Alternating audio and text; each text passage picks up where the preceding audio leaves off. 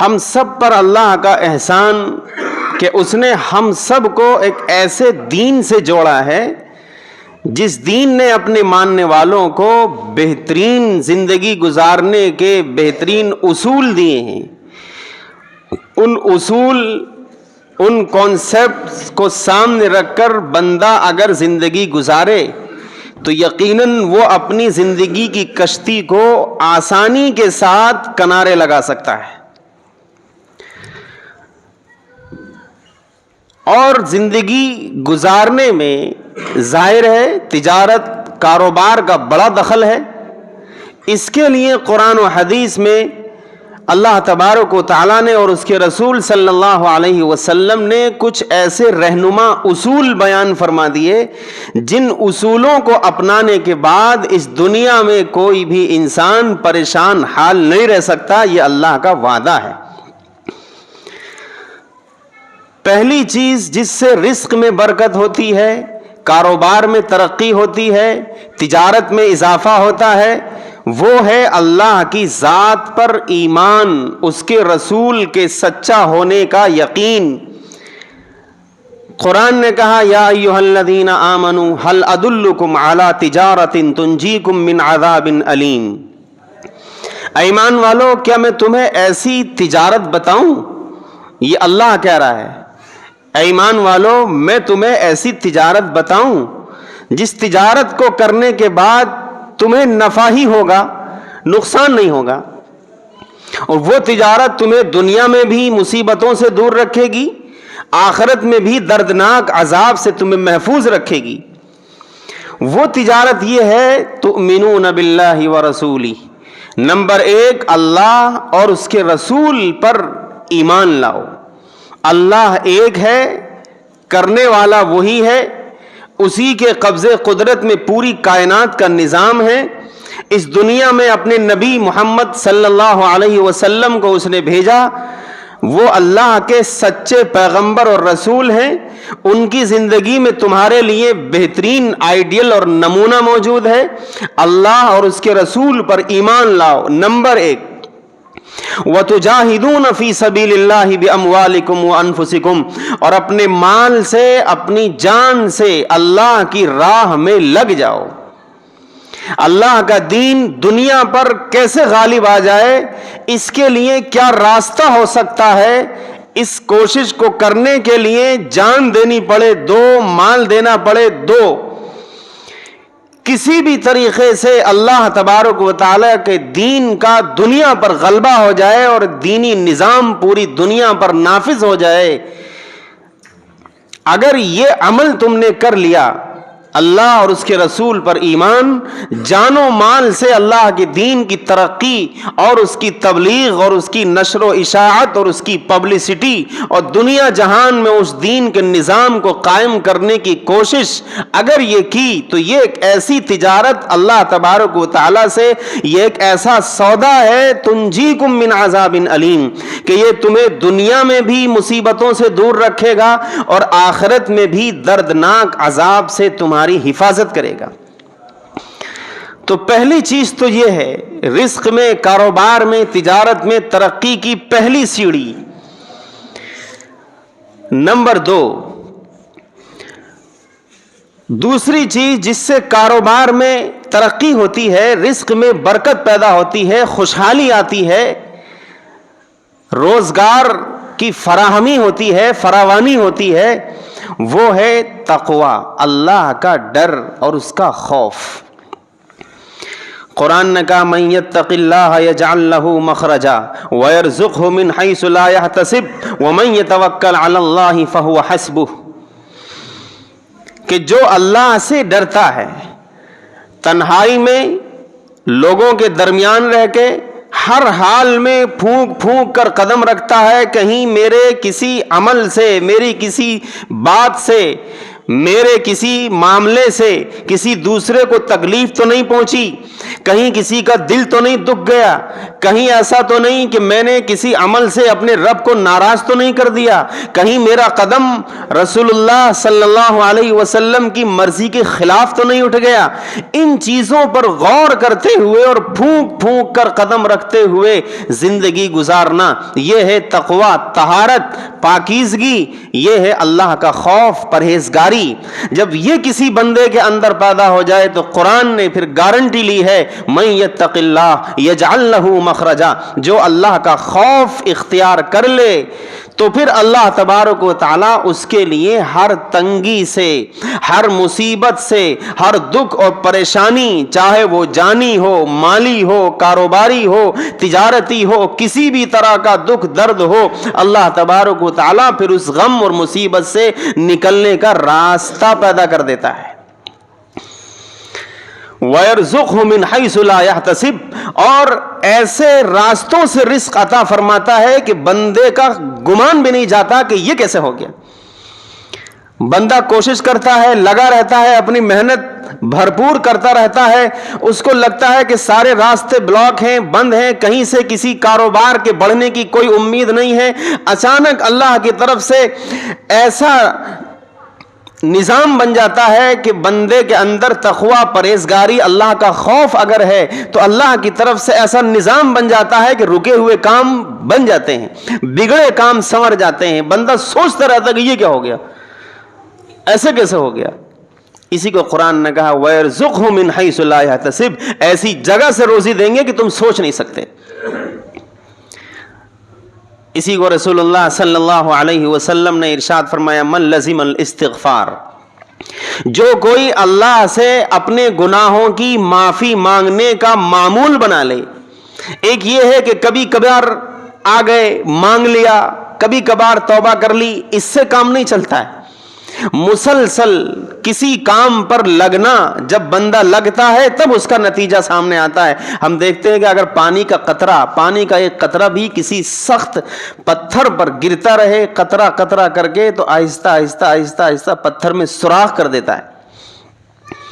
تو جب کوئی بندہ لازم کر لے اپنے اوپر کہ مجھے اللہ سے معافی مانگنی ہے، ہر وقت میں اپنے گناہوں کی بخشش اللہ تبارک و تعالیٰ سے طلب کرتا رہوں گا، اگر یہ عمل کوئی بندہ کر لے تو حدیث میں آتا ہے رسول اللہ صلی اللہ علیہ وسلم نے ارشاد فرمایا جعل اللہ لہ من کل ضیق مخرجا، کہ پھر اس کے نتیجے میں اللہ تبارک و تعالیٰ اس بندے کے لیے ہر مصیبت سے، ہر تنگی سے، چاہے وہ رزق کی تنگی ہو، تجارت کے نہ چلنے کی تنگی ہو، یا کوئی اور دکھ درد غم پریشانی ہو، اللہ تبارک و تعالیٰ اس سے نکلنے کا راستہ فراہم کر دیتا ہے۔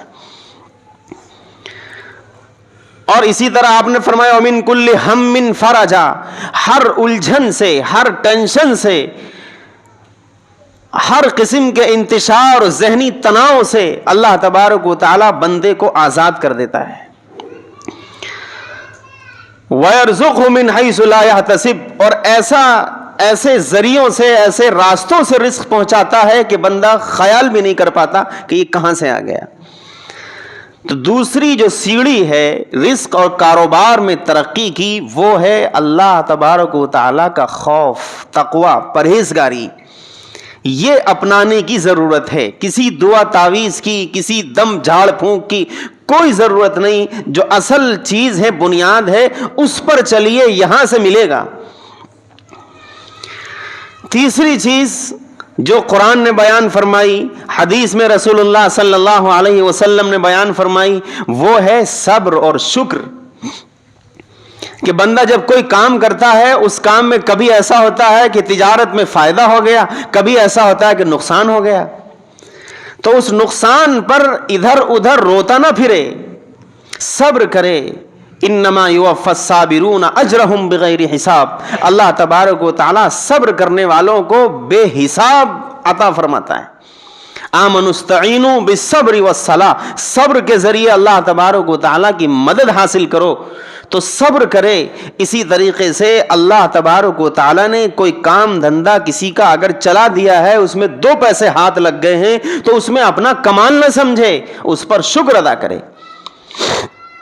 کہ یہ اللہ تبارک و تعالیٰ کی وہ نعمت ہے جو اللہ نے مجھے عطا فرمائی، مجھے اللہ نے اس لائق سمجھا، میری محنت، میری کوشش، رات دن کی دوڑ دھوپ، اللہ تبارک و تعالیٰ نے مجھ پر ترس کھایا، مجھے اللہ نے اپنا محبوب اور چہیتا سمجھ کر میرے اوپر یہ نعمت عطا فرمائی، مجھے میری تجارت میں اللہ نے نفع عطا فرمایا، اس پر اللہ کی نعمت سمجھ کر شکر ادا کرے۔ قرآن کے الفاظ لئن شکرتم لازیدنکم،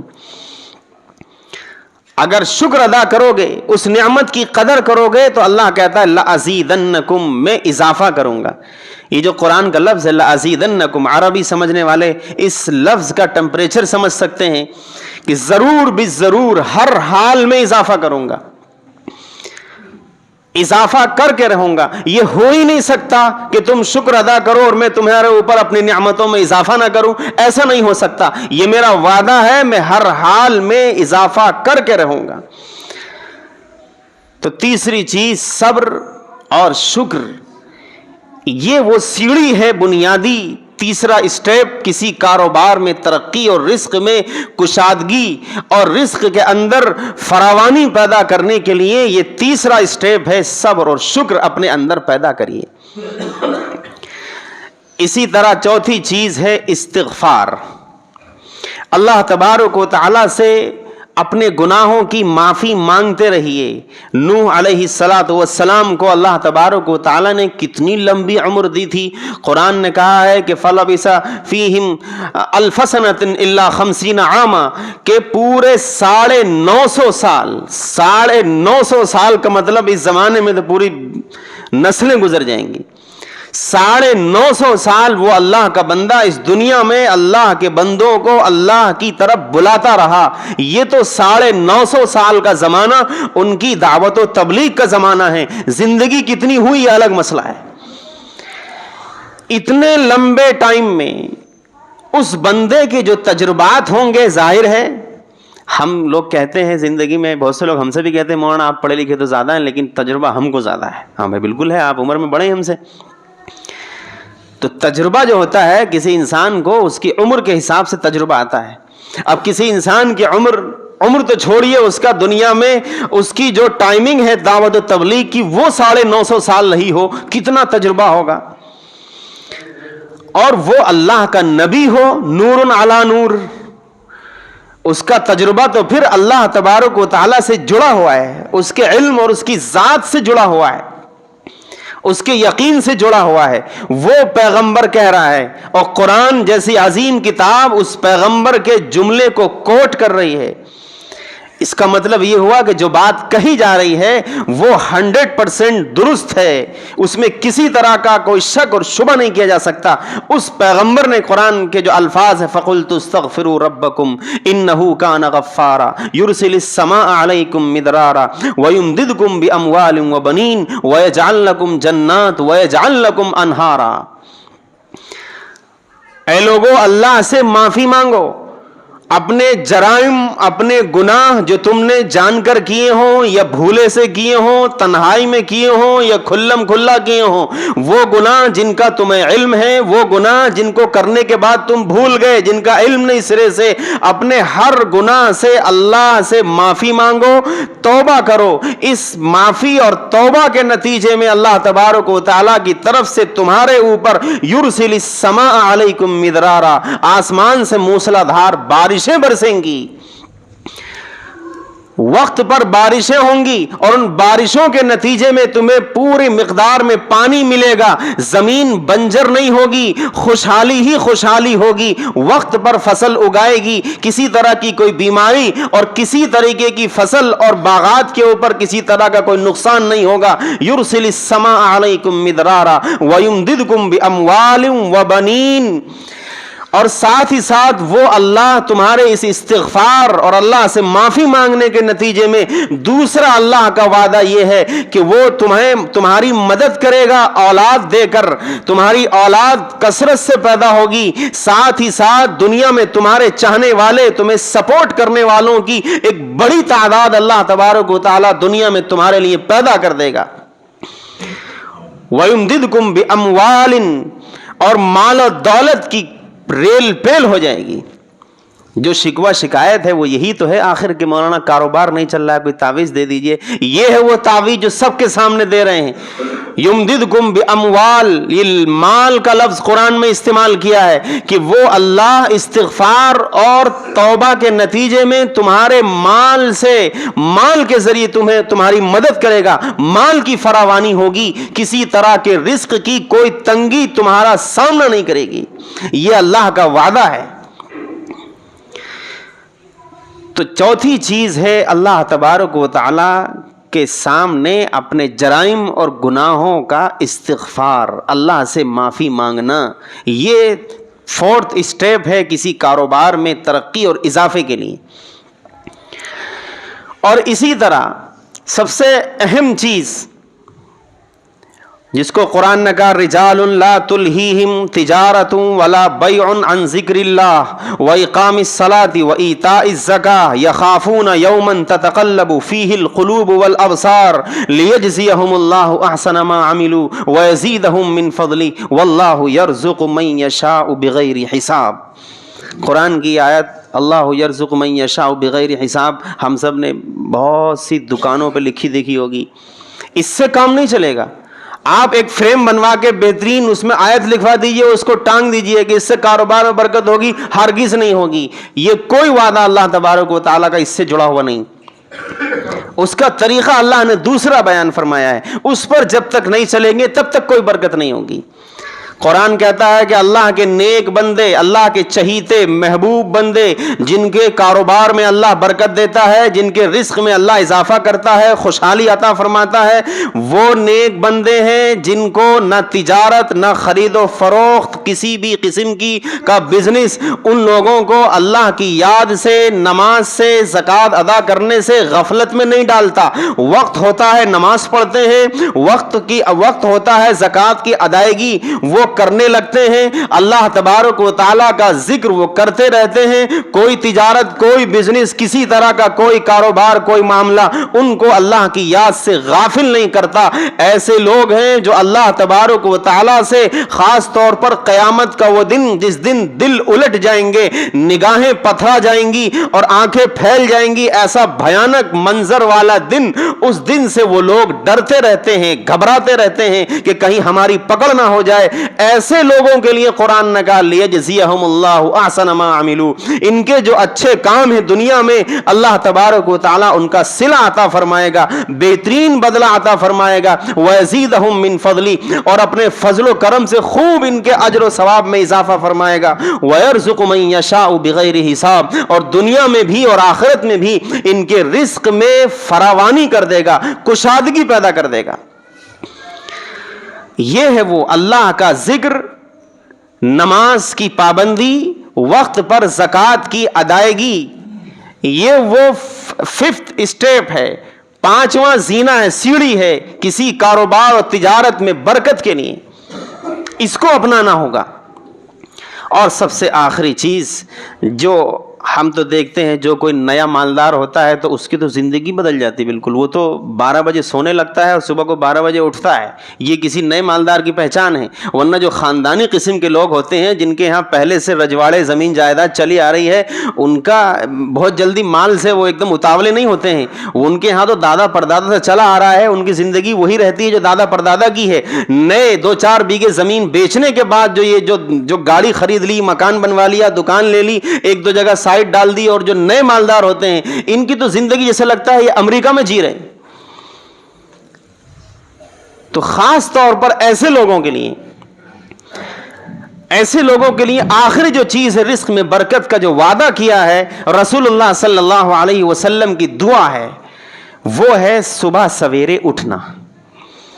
صبح کا وقت ہوتا ہے، کائنات کی ہر چیز بیدار ہوتی ہے، کلیاں کھل رہی ہیں، پھول کھل رہے ہیں، ہر چیز میں تازگی اور ایک زندگی کی ایک کرن ہر چیز کے اندر پیدا ہوتی ہے، ہر چیز بیدار ہوتی ہے. ایسے موقع پر بندہ اٹھ جائے، ہو سکے تو تہجد پڑھے، ورنہ کم از کم فجر کی نماز ضرور پڑھے، اور پھر اس کے بعد سوئے نہیں.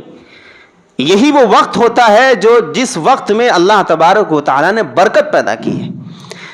ہم لوگوں کی صورتحال یہ ہے کہ رات میں 12 بجے سوئے، 2 بجے سوئے. آپ پرانے لکھنؤ میں چلے جائیے، لگتا ہے کبھی رات ہی نہیں ہوتی.